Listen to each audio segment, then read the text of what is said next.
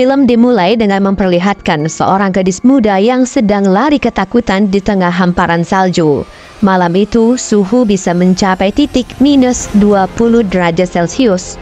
Walaupun tanpa alas kaki, gadis itu terus berlari sekuat tenaga. Dear, I guard every memory. I will return to this place.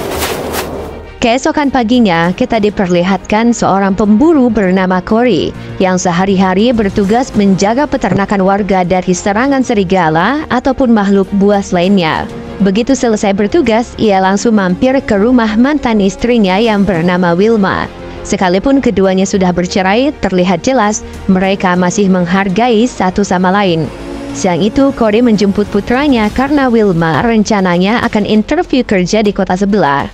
Putra Cory sendiri sangat senang begitu dijemput ayahnya, karena setiap kali mereka bertemu, keduanya sering menghabiskan waktu bersama di sebuah peternakan untuk belajar berkuda, menembak, dan sebagainya.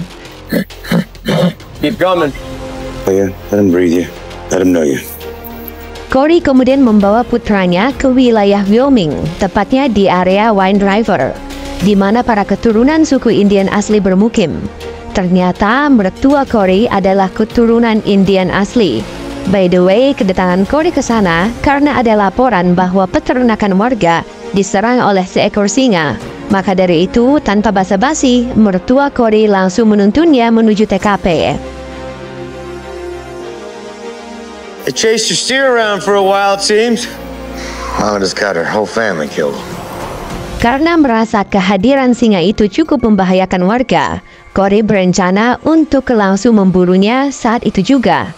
Takutnya jejak singa itu juga keburu hilang begitu diterpa badai yang tak lama lagi akan sampai di wilayah tersebut. Singkat cerita, setelah perjalanan panjang menggunakan motor salju, Cory tak sengaja menemukan jejak kaki manusia yang berlumuran darah. Karena khawatir ada apa-apa, ia pun segera berganti pakaian serta menyiapkan senapannya. Hingga akhirnya di ujung hijab tersebut, Cory menemukan jasad seorang wanita yang sempat kita lihat di awal film.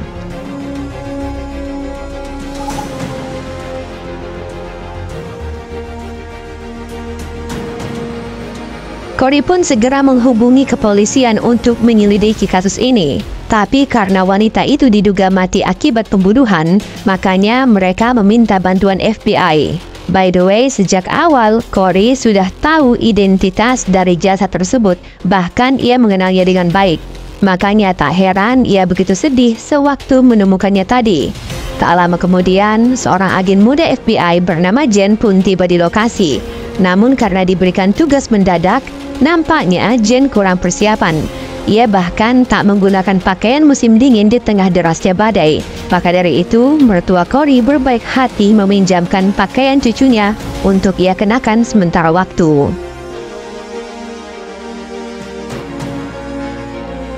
Begitu mereka tiba di lokasi tempat jasad itu ditemukan, badai telah berlalu. Beberapa anggota kepolisian juga sudah mulai mengamankan bukti di TKP. By the way, jasad wanita ini bernama Natalie. Dan berdasarkan pandangan singkat, daerah sekitar kelaminnya terdapat bercak darah yang mengindikasikan kalau Natalie sempat diperkosa sebelum akhirnya mati. Di kepalanya juga ditemukan luka bekas pukulan. Tapi untuk lebih jelasnya, Jen meminta ahli autopsi untuk memastikan penyebab kematiannya. Running from, is there anything close by? Nearest house is drill rig 5 miles from here. Ya, trail. Nah, disinilah kita diperlihatkan jeniusnya Cory dalam melacak sesuatu. Hanya bermodalkan jejak di lokasi, ia menyadari penyebab kematian Natalie tanpa perlu autopsi. Berdasarkan pandangannya, Natalie mati akibat paru-parunya mengalami pendarahan dalam karena dipaksa berlari di tengah cuaca yang sangat ekstrim. She ran until she dropped here. So if you fill your lungs up with that cold air, your lungs fill up with blood. She curled up in that tree line and drowned her own blood. Karena merasa pengetahuan Cory akan sangat berguna dalam penyelidikan ini, Jen pun meminta agar ia mau membantunya sampai kasus pembunuhan Natalie berhasil dipecahkan. Singkat cerita, malam itu saat Cory sedang menyiapkan amunisi senapannya, tiba-tiba ia dihampiri oleh putranya dan menanyakan penyebab kematian Natalie. Begitu Cory menjawab akibat paru-parunya membeku, tiba-tiba putranya bilang itu artinya kematiannya persis seperti mendiang kakaknya. Did she die like Emily? She died from the cold. So she died like Emily. Keesokan harinya, Jen datang ke ruang otopsi. Berdasarkan hasil visum, memang terdapat beberapa luka memar pada tubuh Natalie.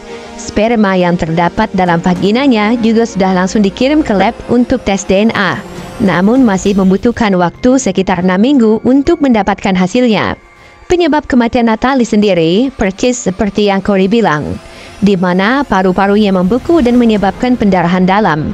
Nah, yang menjadi masalah karena penyebab kematiannya bukan karena pembunuhan, FBI tak bisa ikut campur dalam kasus ini. Tapi karena Jen tetap ngotot untuk memecahkan kasus kematian Natalie, ia bisa meminta surat rekomendasi dari Jaksa Agung.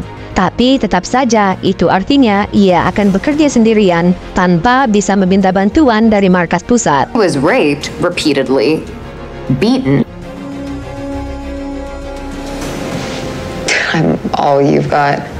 Dari sana, Jen ditemani kepala kepolisian Wyoming bernama Ben mendatangi kediaman orang tua Natalie untuk melakukan sedikit interogasi. Namun di sini Jen bersikap sedikit arogan karena merasa orang tua Natalie ada sangkut pautnya dengan kematian putri mereka.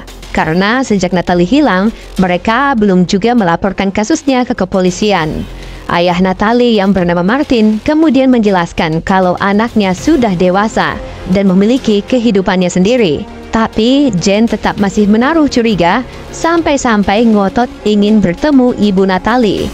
Namun disinilah ia menyadari kalau asumsinya salah besar. Karena sebenarnya mereka berdua saat ini sangat menderita akan kematian putrinya. Martin sendiri berusaha tak meneteskan air matanya. Sampai akhirnya ketika Corey datang ke sana, ia tak kuasa untuk berbagi kesedihannya. I'm really sorry. Ya, Corey dan Martin cukup dekat karena putri mereka dulunya sahabatan. Anak sulung Corey juga meninggal dengan cara yang mengenaskan. Makanya di kesempatan ini, ia pun berbagi sedikit nasihat bagaimana caranya melewati semua penderitaan yang Martin rasakan saat ini. Mereka yang tak bisa menerima kematian orang yang dicintainya, tak mungkin lagi bisa mengingat kenangan bahagia sewaktu mereka masih bersama. Kurang lebih seperti itulah yang Corey coba sampaikan agar Martin mau menerima kenyataan yang ada. Di akhir percakapan, ia juga berjanji akan membalaskan kematian putrinya. If you find out who did this, I don't care who it is. I really stand. Dari sana, mereka kemudian mendatangi kediaman para preman lokal tempat di mana adik Natalie suka nongkrong. Sebenarnya mereka bukan hanya preman, tapi juga pengedar narkoba. Makanya patut dicurigai ada hubungannya dengan kematian Natalie. Apalagi lokasi tersebut adalah yang paling dekat dengan jasadnya saat ditemukan. By the way, setibanya di sana, Corey langsung berkeliling ke sekitar pekarangan untuk mencari petunjuk baru. Sedangkan Jen dan Ben fokus menginterogasi pengedar bernama Sam yang sedang teler. Karena panik didatangi FBI, tiba-tiba Sam melancarkan serangan.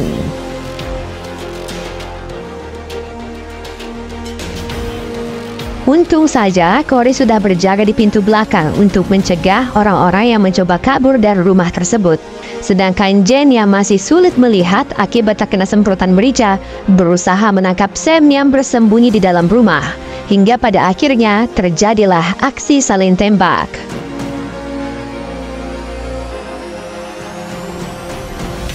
Salah satu anak muda yang mencoba kabur tadi adalah adik Natalie yang bernama Chip.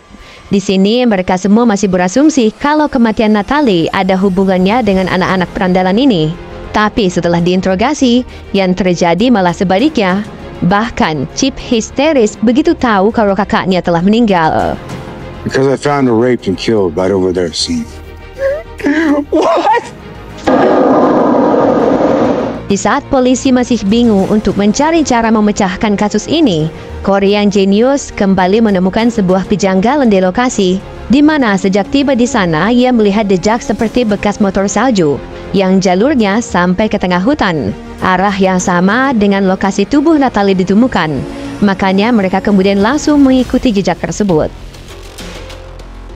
Karena area tersebut dipenuhi dengan pepohonan, mereka melanjutkan pencarian dengan berjalan kaki. Tapi belum juga lama jalan, tiba-tiba mereka kembali menemukan sebuah jasad tanpa sehelai pun benang pada tubuhnya. Dan kondisinya sudah cukup hancur akibat dicabik-cabik oleh beberapa hewan buas. Singkat cerita, hari sudah malam dan rencananya besok pagi mereka akan mendatangi lokasi pengoboran yang jaraknya sekitar 5 km dari jasad Natalie ditemukan. Siapa tahu CCTV perusahaan tersebut bisa memberikan sedikit petunjuk. Di lain sisi, walaupun sudah tahu kakaknya dibunuh oleh seseorang, Kip tetap memilih untuk tak mau buka mulut. Maka dari itu, Corey yang kebetulan sudah mengenalnya sejak lama, memutuskan untuk melakukan pendekatan yang berbeda. Maybe if you play detective. Ternyata Natalie memiliki seorang kekasih bernama Matt, yang kebetulan juga bekerja di lokasi pengoboran yang akan mereka kunjungi besok. Uniknya lagi, Matt dan Natalie terpaut umur yang cukup jauh. Makanya Chip kurang senang dengan hubungan asmara kakaknya. Tentu saja, polisi sangat senang begitu Corey berhasil mendapatkan informasi tersebut, karena mereka akhirnya punya petunjuk tambahan untuk kasus ini. Dari sana, Corey kemudian mendatangi mantan istrinya untuk berbincang mengenai kematian Natalie, yang kebetulan sahabat mendiang putri mereka.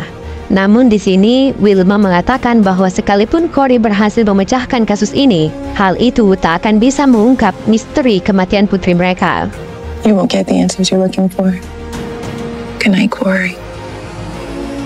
Di lain sisi, sejak tadi Jen sudah menunggu Corey di halaman rumahnya untuk menyampaikan identitas dari jasad yang mereka temukan tadi. Pria itu ternyata bernama Matt Rayburn, yang tak lain adalah kekasih Natalie.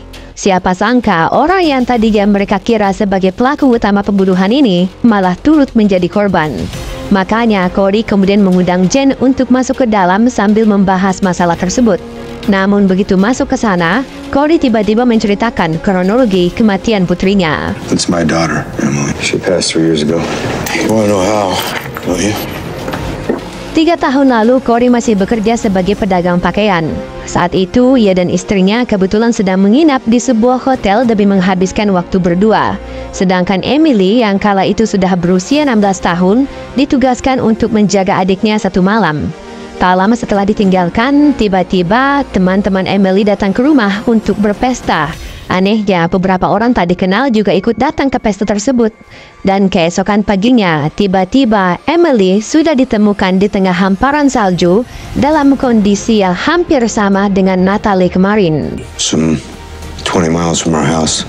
Topsy couldn't tell us much because the coyotes got at her pretty good. I'm sorry. Singkat cerita, keesokan harinya, Jen dan Corey bertemu Ben di markas kepolisian untuk melakukan sedikit briefing sebelum pergi ke lokasi pengoboran. By the way, anggota kepolisian di wilayah tersebut cuma berjumlah 6 orang, termasuk Ben. Jadi yang bakal ikut ke lokasi nanti cuma 3 personil. Corey sendiri bertugas untuk menyisiri jejak di sekitar lokasi jasad Matt ditemukan. Harapannya sih mereka bisa menemukan bukti baru. Tapi lucunya, setibanya di sana, Corey malah tak sengaja menemukan jejak kaki singa yang dicari-cari selama ini.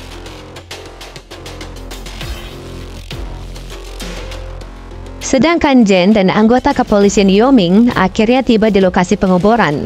Kedatangan mereka langsung disambut oleh kepala keamanan perusahaan bernama Curtis. Mereka pun melakukan interogasi dan berpura-pura kalau Matt masuk dalam daftar pencarian orang. Mendengar hal tersebut, Curtis pun bilang mereka juga tidak tahu di mana keberadaannya hingga saat ini. Karena 3 hari lalu, Matt sempat bertengkar dengan pacarnya, terus tiba-tiba hilang tak ada kabar. Di saat yang sama, Corey berhasil menemukan singa tersebut. Tapi anehnya, di dekat sarangnya juga tak sengaja ditemukan jejak bekas motor salju yang jika ditelusuri mengarah ke lokasi Jen saat ini. Jen juga sebenarnya mulai merasa ada yang tidak beres, karena wajah Curtis dan temannya terlihat seperti habis berkelahi. Namun mereka bilangnya akibat nabrak pohon. Kecurigaan itu semakin memuncak ketika Curtis bilang kalau beberapa hari lalu ia tak sengaja mendengar radio kepolisian yang memberitakan kalau jasad Natalie ditemukan di tengah hutan. Jen langsung sadar itu semua adalah kebohongan karena sejak awal mereka tak pernah menyebutkan nama Natalie di radio. This is leased land on a reservation, deputy. You've got Demi menghindari pertumpahan darah, Jen berusaha menengahi mereka semua. Lagi pula, lokasi itu milik negara. Jadi, kepolisian wilayah Wyoming sebenarnya bertugas di luar batas wilayahnya. Cuman, karena Jen anggota FBI, makanya mereka bisa menelusuri tempat tersebut. Di sini, ada satu anggota band yang ngotot untuk menahan Curtis. Karena jelas-jelas mereka sedang menyiapkan sebuah jebakan. Away from your weapons. Look. Deputy. wow. Holster your weapon. You didn't see. Corey berusaha memperingatkan Ben melalui radio, tapi mereka tak kunjung menjawab panggilannya. Sedangkan Jen saat ini dipersilahkan untuk mengecek barang-barang peninggalan Matt yang terdapat dalam karavan. Tapi begitu Jen ingin masuk ke tempat tersebut, pintu itu masih terkunci karena ada satu lagi anggota Curtis yang bersembunyi di dalam sana. Dan tiba-tiba... Ya, film tiba-tiba membawa kita ke malam pembunuhan Natalie, di mana malam itu ia memberi kejutan ke pacarnya karena datang tanpa pemberitahuan sama sekali. Mereka berdua memang sedang dimabuk cinta. Sekalipun Natalie masih berusia 18 tahun, Matt berencana menikahinya dan mengajaknya tinggal di sebuah kota impiannya. Namun tak lama setelah mereka bersenggama, tiba-tiba teman-teman Matt muncul. Harusnya malam itu mereka menginap di kota setelah minum-minum, tapi entah kenapa malah buru-buru pulang. Disinilah masalah dimulai, ketika salah satu anggota Curtis yang bernama Pete tak kuasa melihat kecantikan Natalie dan mulai bersikap tak senonoh, bahkan ngotot untuk mengintip pakaian dalamnya. Are you naked too? What have you two been doing? Hey, what's your problem? Pete yang merasa terhina mencoba memberikan serangan kejutan, tapi tentu saja Matt tetap jauh lebih unggul. Tapi anehnya, teman-teman mereka malah seakan-akan memihak ke Pete saat merelai keduanya. Makanya Natalie mencoba menolong kekasihnya. Curtis yang sejak awal tak suka dengan orang Indian langsung menghajar kepala Natalie menggunakan pistol hingga pingsan. Otomatis Matt pun semakin murka dan menghajar teman-temannya. Tapi karena kalah jumlah, ia pun dikeroyok hingga pingsan.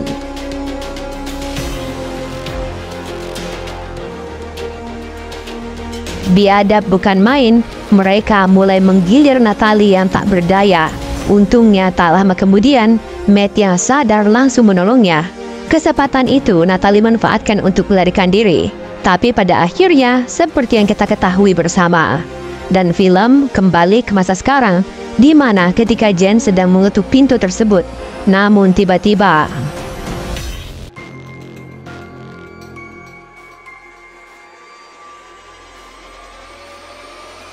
tak satupun dari mereka yang menduga akan terjadi aksi saling tembak.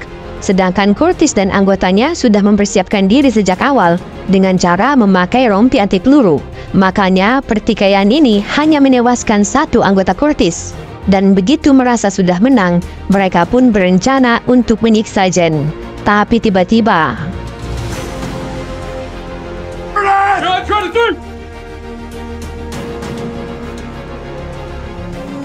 Pete lari terbirit-birit setelah menyaksikan kemampuan Corey.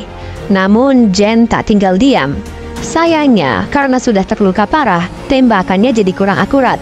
Tak lama kemudian, Corey datang untuk mengobati luka-lukanya.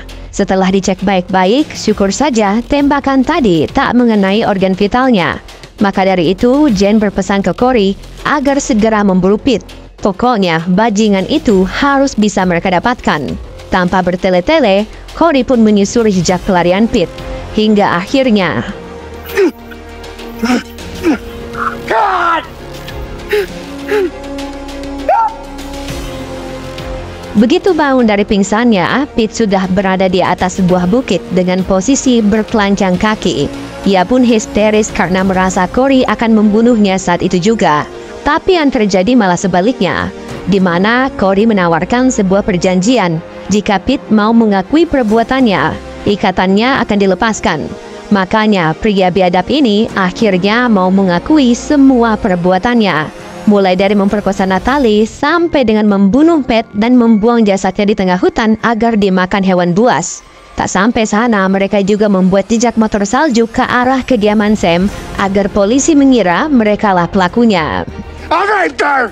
Yeah! What made him dead? Janji tetaplah janji. Corey pun menepati perkataannya. Ikatan Pete dilepaskan. Tapi ia dipaksa berlari sebagaimana Natalie berlari di tengah hamparan salju yang begitu dingin. Butuh diingat Natalie mampu berlari sejauh 5 km tanpa alas kaki. Jika memang Pete adalah pria sejati, harusnya ia bisa berlari lebih dari itu. Seandainya gagal, maka Corey akan membunuhnya. Namun nyatanya, pecundang tetaplah pecundang. Belum juga sampai 200 meter. Paru-paru Pete sudah membeku duluan dan akhirnya tewas di tempat. I want you to run.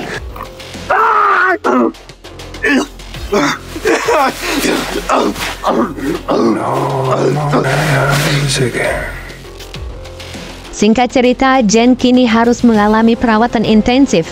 Namun satu hal yang membuatnya sangat menderita bukan karena luka bekas tembakan musuh, melainkan dirinya merasa gagal melihat jebakan kemarin dan mengakibatkan tewasnya Ben beserta 2 anggotanya. Untung saja Corey bisa memberinya sedikit nasihat agar tak berlarut dalam kesedihan. Dari sana, Corey kemudian mendatangi kediaman Martin untuk mengabarkan soal kejadian kemarin. Tapi sesampainya di sana, rumahnya nampak begitu sepi. Ia pun masuk tanpa izin untuk memastikan semua baik-baik saja. Ternyata Martin tadinya sudah berencana untuk bunuh diri, sampai-sampai menghias wajahnya agar bisa langsung dimakamkan.